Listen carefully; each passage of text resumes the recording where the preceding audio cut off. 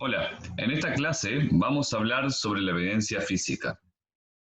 Como vimos en clases anteriores, la P de productos del servicio está influenciada por tres factores fundamentales.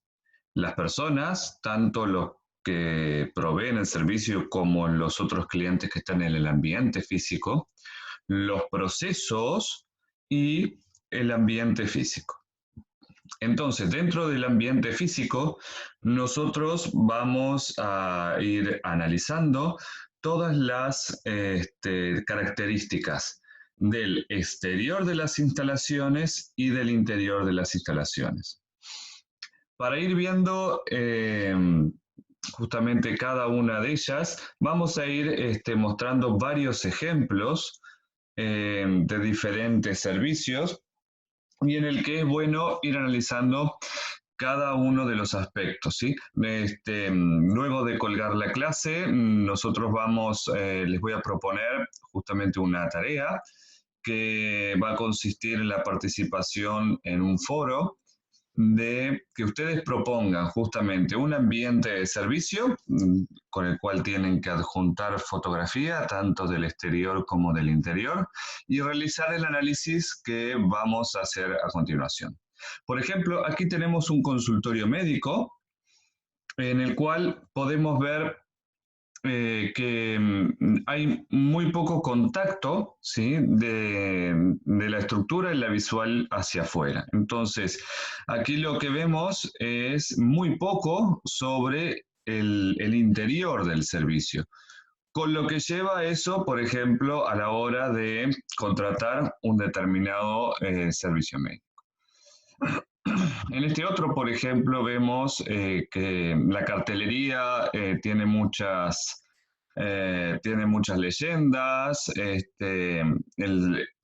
el local está enrejado, lo cual también nos da ciertas pautas en dónde se encuentra y que nos va a dar la idea de un determinado posicionamiento en sí del consultorio, ¿sí? Es por eso que también, o sea, no es aconsejable poner o montar un consultorio de determinadas características, por ejemplo, con vidrieras luminosas, como el que estamos viendo, en un barrio en donde el nivel de vida es medio bajo. ¿Eh? Lo contrario es en este caso, ¿sí? O sea, un consultorio de este tipo no lo podemos pensar en barrios de clase alta, ¿sí? Entonces, cada ambiente de servicio va a tener que estar acorde al público objetivo que apunta, ¿sí? En este consultorio, por ejemplo, nosotros podemos ver que realmente tiene mucha luminosidad, lo cual refleja no solo limpieza, sino justamente eh, el que es vamos a decir, un diseño moderno. Se puede ver las instalaciones hacia adentro, estando desde afuera, lo cual muestra transparencia en el servicio, ¿sí? Si vamos a las instalaciones internas, nosotros aquí podemos ver justamente cómo predomina el blanco, que nosotros en otras clases estuvimos hablando justamente del significado de cada uno de los colores. Podemos ver justamente vamos a decir, el énfasis en lo que es la limpieza. El equipamiento, pues, no es ni muy costoso ni tampoco económico, ¿sí? Es un equipamiento medio. Por este otro lado, vemos, por ejemplo, ciertos diseños en las paredes, lo cual nos da la idea de incluso el cuadro que está en el fondo, de que es un consultorio para niños, ¿sí? Y después aquí otro consultorio que por el mobiliario y el diseño nos denota que está apuntado a un público objetivo de mayor poder adquisitivo, ¿sí? Todas estas señales que vemos en cada uno de estos consultorios son las que nosotros percibimos al momento de entrar en esas instalaciones, ¿sí? Lo mismo nos pasa con las señales del equipamiento, o sea, del exterior de las instalaciones, ¿sí? Pasemos entonces ahora a la señalética. La señalética es uno de los pasos fundamentales para orientar al cliente en el proceso del servicio, ¿sí? Tiene que ser clara, como vemos en estos dos ejemplos, y no podemos caer en esto que vemos aquí, ¿sí? Que si bien no es dentro de un local comercial, es una imagen que me gustó mucho justamente por el caos que transmite, ¿sí? O sea, demasiados carteles y de diferentes formas y colores realmente nos traen una situación caótica que no nos permite ir hacia ningún lado, ¿sí? O sea, no queda claro hacia dónde tenemos que dirigirnos. Eso no podemos permitirnos dentro del local. Después, otros elementos tangibles que tenemos de la evidencia física son, por ejemplo, las tarjetas de presentación, la papelería, los estados de cuenta, los informes. Recuerden que les hago mucho énfasis en, en que los informes, cuando ustedes los entreguen a sus clientes, le den especial cuidado en el formato de la presentación, en la prolijidad con lo que lo hacen. ¿Sí? Si tienen gráficos, por ejemplo, traten de hacer esos gráficos a colores, o pues, si es en blanco y negro, que se note claramente qué es lo que se dice, que sean legibles. ¿Sí? Presten mucha atención a ellos, ¿sí? También en cuando presentan los presupuestos, ¿sí? No, la forma que ustedes presentan el presupuesto va a estar dando una imagen del valor de su servicio, ¿sí? Sobre todo cuando están en sus primeros años de profesión, es muy importante que esto lo tengan claro y presenten presupuestos prolijos, bien armados, en carpetas, ¿sí? Y no simplemente un correo electrónico.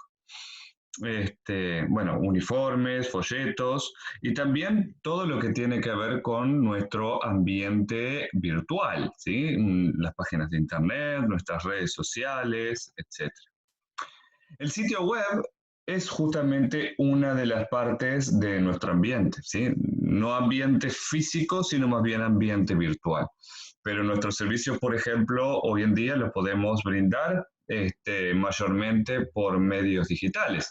Bueno, justamente este es un ejemplo de cómo utilizar los diferentes medios digitales para la prestación del servicio. Y cuando hablamos de un sitio web, vamos a estar hablando de, por ejemplo, que ese sitio web sea útil a los propósitos, o sea, que cuando la persona entre al sitio realmente encuentre todo lo que busca, ¿sí? Primero que encuentre lo que busca y después que lo encuentre fácilmente. La usabilidad tiene que ver con la capacidad de ser comprendido, ¿no? Por ejemplo, cuando está un software que realmente supimos comprenderlo rápidamente, WhatsApp, ¿sí? Es un software que decimos que tiene una muy buena usabilidad. La accesibilidad tiene que ver con que el sitio web sea responsive, ¿sí? Significa que sea adaptable a los diferentes formatos de pantallas, o sea, que se pueda ver bien en formato laptop, que se pueda ver bien en formato smartphone o tablet, ¿sí? Y obviamente tiene que cumplir con los objetivos que nosotros nos planteemos de marca, ¿sí? Estos son diferentes sitios web para comparar justamente. Y esto también, aquí por ejemplo tenemos un sitio en el cual hay mucha información en la pantalla de inicio y que nos puede dar cierta confusión, por ejemplo, en cómo está mostrado las propiedades, ¿sí? En el mapa de la derecha. Este sitio ya es un poco más limpio en cuanto a su diseño, tiene un buscador, lo cual facilita mucho en lo que es la búsqueda de propiedades.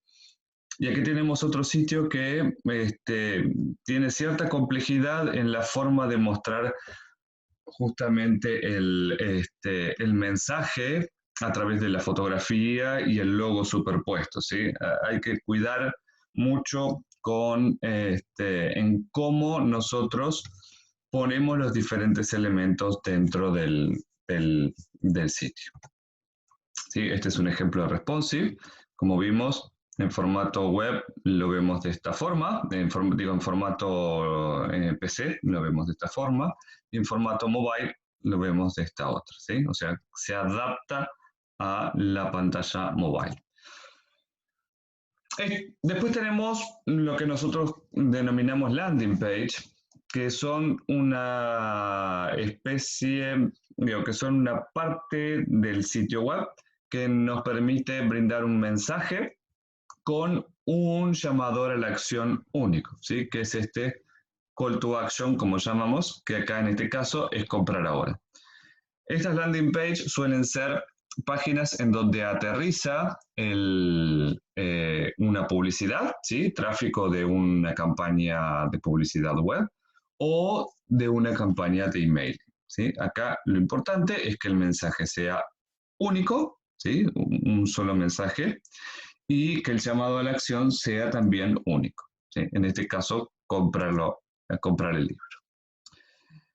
Entonces, estas señales nosotros tenemos que identificarlas con claridad y manejarlas para que los clientes la utilicen para formar justamente sus impresiones y sentimientos acerca de la empresa. En otras palabras, es que se formen una determinada imagen de mi empresa, ¿sí? Tenemos diferentes tipologías en la organización de los servicios, en donde vemos, por ejemplo, ambientes de servicios en los cuales los clientes hacen prácticamente todo solos, como es el ejemplo de los cajeros automáticos, que acá denominamos como autoservicios.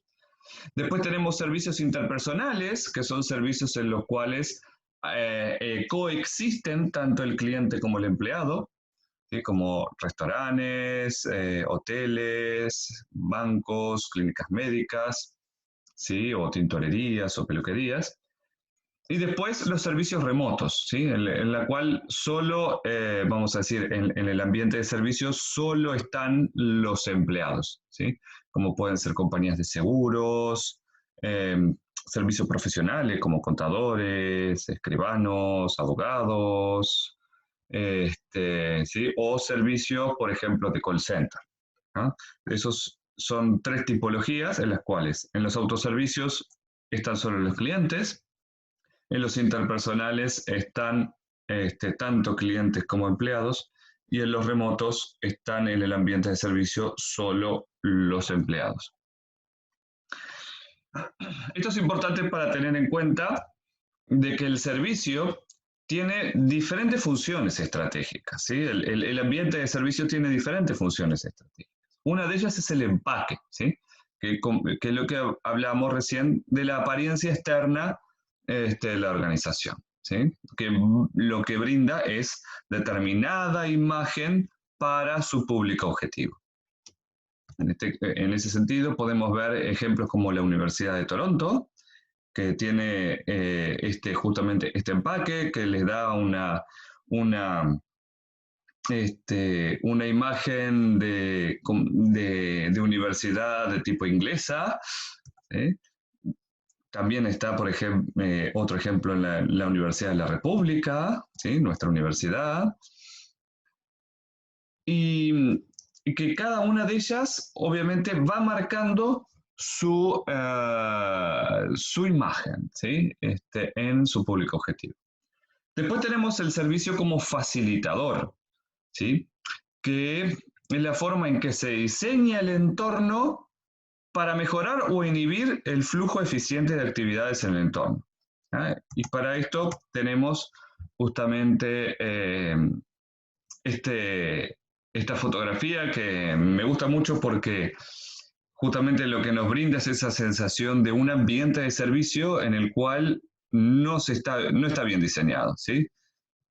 Vemos ahí una fila de personas que están improvisadas, no hay nada en el ambiente que diga dónde tiene que formarse esa fila, y primero por qué se forma esa fila cuando hay atención personalizada, incluso separada en cada uno de los cubículos, ¿sí? Y a su vez ver, por ejemplo, cubículos vacíos y un montón de gente en espera, lo cual denota cierta ineficiencia, ¿sí? Entonces, este tipo de ambiente obviamente no facilita la prestación del servicio, ¿sí? Otras funciones estratégicas que pueden tener los servicios es, por ejemplo, el de socializador, que el ambiente ayude en la socialización de empleados y clientes, ¿sí? En el sentido de comunicar comportamientos y relaciones. Por ejemplo, aquí tenemos unas instalaciones de Google en Argentina, en el que obviamente fomentan la socialización entre los diferentes funcionarios de la empresa, ¿sí? Sí, Google es una empresa netamente de ambiente formado por funcionarios, por lo tanto acá la socialización se hace entre funcionarios.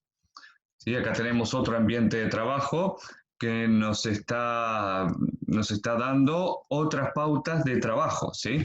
Capaz que, si bien las unidades son individuales, sí no existen barreras físicas entre unos y otros, lo cual puede denotar cierto trabajo que puede hacerse en conjunto, o no. Y en el fondo podemos ver oficinas que pueden estar incluso denotadas para, para lo que es las jerarquías, por ejemplo, ¿sí? En muchos ambientes de trabajo, incluso el tipo de escritorio o el tipo de sillón que tienes denota cierto tipo de, vamos a decir, de galardón que pueda llegar a tener un empleado, ¿sí? Y después, obviamente que el rol diferenciador, ¿sí? O sea, las instalaciones pueden diferenciar a una empresa de sus competidores y señalar, por ejemplo, a qué segmento de mercado apunta, ¿sí? Y ahí tenemos, por ejemplo, la biblioteca de la Carlos III de Madrid, que es una biblioteca que me gusta mucho, y por eso les traigo las fotos. En la figura de arriba es la biblioteca clásica, vamos a decir, la antigua, en donde es concéntrica y todos los pupitres dan hacia el centro, ¿sí? Lo cual dan una sensación de gran unidad. Y aquí abajo es la biblioteca nueva, donde hay workstations, y aquí apenas se ve, pero son son salas de reuniones en donde uno puede reunirse con sus equipos y hacer trabajos grupales, ¿sí? O sea, son dos ambientes en los cuales obviamente eh, favorece a lo que es el trabajo que tienen que hacer los estudiantes en cada una de las bibliotecas. Luego, aquí, vamos a decir, tenemos un resumen de lo que es las relaciones que existen entre el ambiente y el usuario de los servicios, ¿sí? Nosotros aquí tenemos a las respuestas, voy a correr esto un poquitito, así podemos verlo mejor. Tenemos las respuestas internas, el ambiente en su capacidad holística, las dimensiones del ambiente físico y el comportamiento de las personas, ¿sí? Entonces, teniendo en cuenta estas dimensiones del ambiente físico, ese ambiente es percibido, ¿sí? En tanto a su temperatura, la calidad del aire, el ruido, la música, la señalización, el estilo, decoración, ¿sí? Nos dan una cierta imagen que nosotros percibimos y que eso repercute en respuestas de empleados y en respuestas de clientes, ¿sí? Las respuestas de empleados son las que vemos aquí, determinadas creencias, clasificación, significado simbólico, diferentes tipos de estado y diferentes factores fisiológicos, ¿sí? como nosotros estuvimos el otro día en nuestra clase, teníamos un problema de temperatura y que eso obviamente repercutía en características fisiológicas, ¿sí? Provocándonos un dolor, mareos, etcétera, ¿ah? Y esto también pasa tanto en la respuesta de empleados como en la respuesta de clientes. Y justamente estas respuestas van al ser interacción entre empleados y clientes, a generar determinadas interacciones sociales entre los clientes y los empleados, ¿sí? Obviamente moldeado por las características y comportamientos individuales, ¿sí? Que acá vamos a ver justamente comportamientos de afiliación, exploración, de, por ejemplo, permanecer más tiempo en la empresa, compromiso, y por el otro lado, comportamientos individuales de los clientes, ¿sí? De atracción, permanecer, explorar, gastar más dinero, regresar, etc. ¿Ah? Entonces, aquí vemos cómo determinadas dimensiones del ambiente van a condicionar la respuesta que tiene tanto de empleados y de clientes y de su interacción. Y aquí vamos a ver un poco el detalle de cada una de estos conceptos que estuvimos viendo recién, ¿sí? Comportamientos individuales de aproximación incluyen todas las conductas positivas que puedan estar dirigidas a un lugar en particular, como por ejemplo el deseo de quedarse, a explorar, a trabajar y afiliarse, ¿sí? Y ahí ponemos, por ejemplo, estas imágenes de la Carlos III, ¿sí? Son justamente eh, ambientes físicos diseñados para que te sientas cómodo y te quedes largas horas ahí. ¿Sí? Evasión es todo lo contrario, ¿sí? Son comportamientos que reflejan un deseo de no quedarse, ¿no? Después tenemos comportamientos de interacción social, que es toda la interacción afectada por justamente ese contenedor físico. Y que hay ambientes en los cuales favorece la proximidad física y hay otros en los que no. Después tenemos las creencias, ¿sí? De una persona acerca de un determinado lugar pueden influir su respuesta emocional y viceversa, ¿sí? Por ejemplo, los pacientes que llegan a un consultorio dental diseñado para calmar y tranquilizar sus ansiedades pueden creer como resultado que el dentista es atento y competente, ¿sí? En ese caso podemos ver cómo el ambiente que vimos más temprano, ¿sí? Nos puede dar justamente una idea de que el doctor que está detrás de este centro odontológico es un doctor que cuida a sus clientes, ¿sí? Y capaz que no tanto, por ejemplo, en este otro consultorio, ¿sí? O sea, el contenedor está justamente brindando una imagen que va a condicionar el nivel de respuesta que tenga esa persona acerca del servicio. Después, el ambiente de servicio obviamente puede verse como una forma de comunicación no verbal y que imparte un significado a través de lo que llamamos lenguaje objetivo, ¿sí? Por ejemplo, el tipo de muebles de oficina y de decoración, así como la vestimenta de un abogado, puede influir justamente en las creencias de un cliente a ver si ese abogado es exitoso y costoso y digno de confianza o no. Aquí tenemos justamente dos bufetes jurídicos, ¿sí? En el cual en el de arriba, de acuerdo a su mobiliario y a su diseño, podemos decir que obviamente sus tarifas son mucho más costosas que en el de abajo, ¿sí? Donde el mobiliario es mucho más sencillo, capaz no tan prolijo en su disposición, ¿sí? Y obviamente es dable a esperar que la tarifa del de abajo sea mucho más económica que el de arriba. Las percepciones del ambiente de servicio sirven para ayudar a clientes a distinguir en qué categoría se encuentran, ¿sí? Por ejemplo, en los restaurantes. Si mi restaurante es un lugar distinguido, pues las mesas van a tener mantelería, cubiertos finos, copas, etcétera. Y por el contrario, si mi restaurante es más sencillo, pues las mesas van a ser comunes, sin mantelería, ¿sí? Y apenas y unas sillas estándar. ¿Sí? El ambiente también influye en los comportamientos, ¿sí?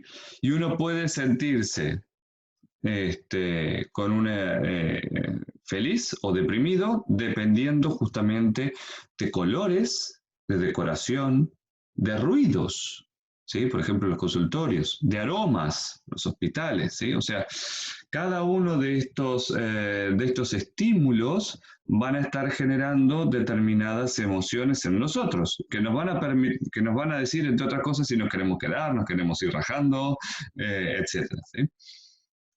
Y lo mismo con cómo influyen en nuestra fisiología, ¿sí? Por ejemplo, si hay ruidos demasiado fuertes, eso nos produce obviamente malestar. Bueno, la temperatura es lo que justamente tuvimos en la última clase en facultad, ¿sí? La calidad del aire puede dificultar respiración, el brillo puede disminuir la visual, ¿sí? Entonces, son todos ejemplos de que nos pueden hacernos sentir más cómodos o incómodos en un determinado ambiente. Entonces, estas condiciones ambientales obviamente que van a influir y de manera muy importante en lo que es nuestro bienestar. La disposición espacial, obviamente, que también va a condicionar en cómo ese servicio es brindado, ¿sí? Y entonces aquí, acuérdense de esta fotografía de la disposición ambiental, ¿sí?